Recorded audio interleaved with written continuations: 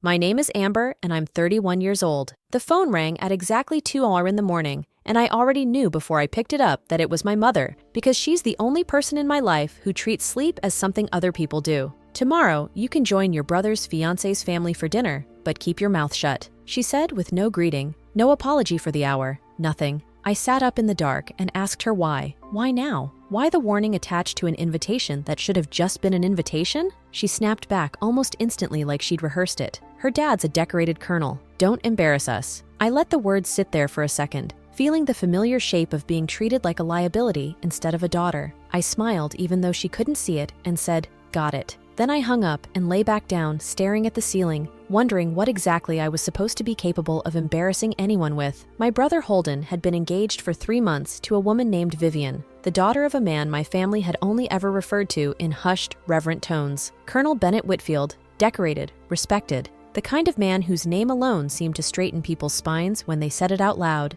I had never met him. I had barely met Vivian, actually having seen her exactly twice, both times for under 20 minutes. Both times while my mother hovered nearby like a stage manager, terrified I'd improvise a line that wasn't in the script. I wasn't offended by that part. I was used to it. In my family, I had long ago been cast as the unpredictable one, the embarrassment in waiting simply because I didn't live the life they'd mapped out for me. No husband, no corner office, no Pinterest-worthy home to show off at holidays. Just me, my apartment, and a quiet job that nobody at family dinners ever bothered asking about because nobody assumed there was anything interesting to ask. The dinner was held at a private event space downtown, the kind of venue with low gold lighting and a string quartet tucked into a corner like polite furniture. I arrived in a simple navy dress, hair pulled back, nothing flashy, because flashy was its own kind of embarrassment in my mother's rulebook. She met me at the door with a smile so practiced it barely moved her face, looped her arm through mine, and walked me toward the tables like she was delivering a package she didn't fully trust not to break. "Smile, say hello,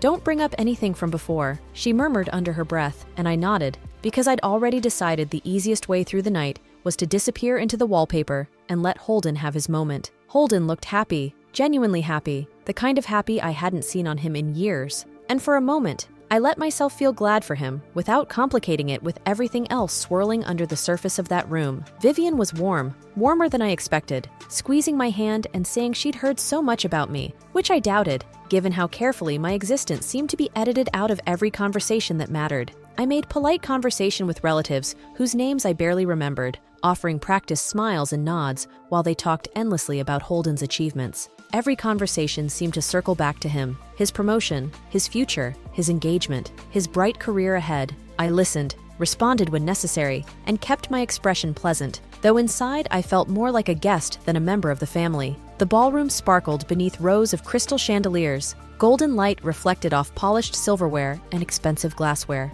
Laughter floated through the room while waiters moved gracefully between tables, carrying trays of champagne and wine. I limited myself to a single glass, not because I didn't want another, because my mother's eyes kept finding me from across the room. Every few minutes, I would feel her watching, checking, monitoring, making sure I wasn't saying the wrong thing, standing in the wrong place, or drawing attention away from the evening's true purpose. Her gaze felt like an invisible leash stretching across the ballroom. I had lived with that leash my entire life. Some children grow up believing their parents see them. I grew up believing my mother managed me. There was a difference. A huge difference. The engagement celebration had become exactly what she wanted it to be. Elegant, prestigious, perfect. Every detail carefully planned, every guest carefully selected, every conversation strategically directed toward Holden and his future bride. The evening wasn't simply a celebration, it was a performance, and my mother had spent months directing it. Then the speeches began. The room gradually quieted as guests returned to their seats. Glasses were lifted, smiles widened.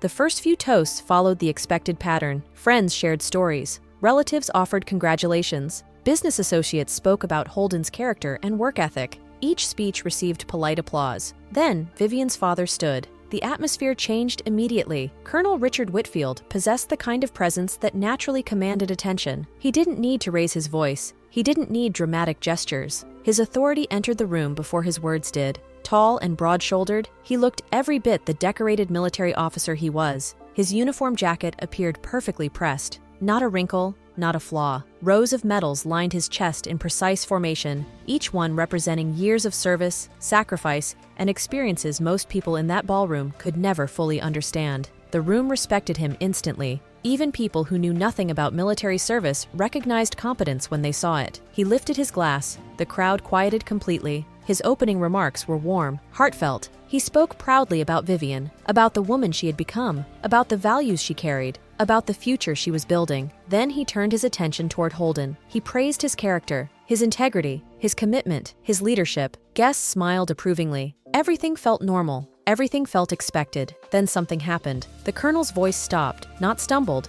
not paused, stopped, completely, mid-sentence. The entire ballroom felt the shift instantly. People exchanged confused glances. The colonel's eyes had moved away from Holden, away from Vivian, away from my mother, away from the stage. They settled directly on me. For several long seconds, he simply stared. The room grew quieter. Even the musicians seemed unsure whether they should continue playing. The colonel slowly lowered his glass. Then he stepped away from the podium. One step, then another. The room watched in complete silence. My mother straightened immediately. I could practically see panic spreading across her face. Holden looked confused. Vivian looked puzzled. Neither of them understood what was happening. Honestly, neither did I. The colonel continued walking, straight toward my table, straight toward me. By now, every guest in the ballroom was watching. Conversations had completely stopped. The only sound came from the soft clinking of ice in forgotten glasses. My mother's hand tightened around her napkin. The fabric crumpled beneath her fingers. She looked terrified, and that frightened me more than anything else. Because my mother never looked terrified. Not ever. The colonel finally stopped beside my chair. Up close, his expression carried something unexpected. Recognition. Not curiosity. Recognition. Like someone discovering a person they never expected to see again. "Hello?" he said. His voice remained calm, controlled, professional. Yet there was warmth there too. Real warmth. The kind reserved for people you genuinely respect. "I'm surprised to see you here." The room remained frozen. I could feel hundreds of eyes fixed on us. The colonel studied my face carefully, then tilted his head slightly, as though confirming a suspicion. Finally, he asked the question, "Who are you to them?" The silence that followed felt endless. My mother's face had gone completely pale. Holden stared at me. Vivian stared at her father. Nobody understood. Nobody except the colonel, and perhaps me, because suddenly I had a feeling I knew exactly where this was going.